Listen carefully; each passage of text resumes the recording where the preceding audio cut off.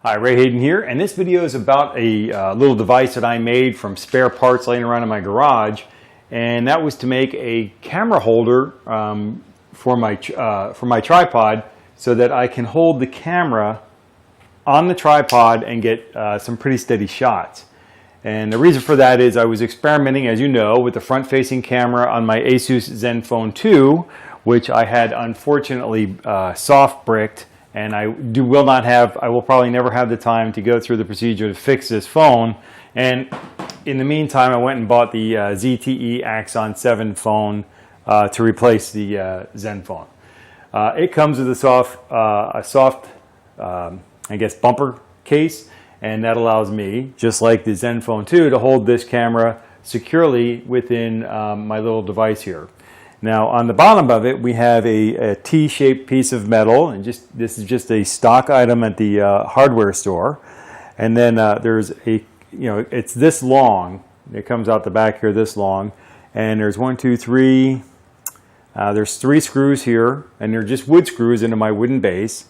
And then I have a wing nut that I attach to the camcorder adapter. This is the part you normally put your camera on there, your camcorder. This is the part that comes on and off the tripod, like so, and it just snaps into place. And this particular one, the base is square, and there's no special shapes to it or anything, so you can turn this thing all the way around and in different directions and everything, and it will still lock in. So you have 4 different angles you can put this thing on, and it will still lock into place.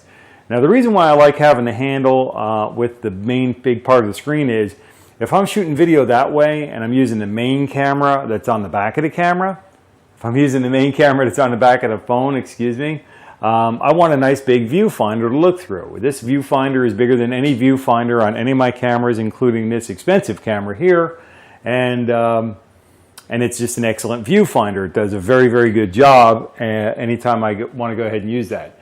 The other thing is, if I want to use the front-facing camera, which is actually what I'm experimenting with more than anything else, when I want to use this camera here, I also want to use the viewfinder so I can make sure that I'm within the frame of the image that I want to catch. So I need something to hold my camera, and this little device happens to work out very, very well. When I made this thing, when I put it together originally, I'm going to lean it forward here, there is a groove between the 2 bolts. It's basically just a nut, a wing nut, a couple of washers here and there.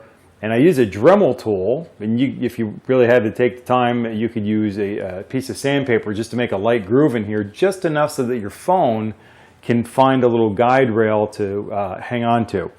And then I just clamp it down very, very lightly just to hold the phone still, because the bumper case is nice and soft and squishy, and it won't damage the phone or any of the electronics inside. But anyway, so I made this groove so I could have the phone set up, and there's one in the top and there's one in the bottom. What I discovered though is sometimes I like to hook up my power cord to the phone, and that's on the side. Now if I have the thing lined up between the 2 bolts, I can't really access that, and I can't access the speaker or the headphone outlet at the top. So what I decided to do was make another groove out front a little bit. And the ZTE Axon 7 camera has buttons on the top here, or the bottom, depending on which way you want to face the camera. But what I had to do is I had to make a deeper groove to accommodate the buttons, so that when I push this thing down, when I actually clamp it down a little bit lightly onto the camera's case, that it doesn't push the buttons, because you don't want it activating your buttons. All kinds of crazy things will happen.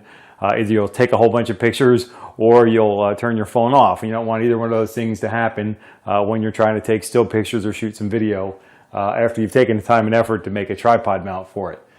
So with that was my introduction to my homemade do-it-yourself tripod mount for your cell phone. And I look forward to using this to make a whole lot more of experimental videos that I wanted to work on in the coming months. So until I see you in the next video, take care and be well.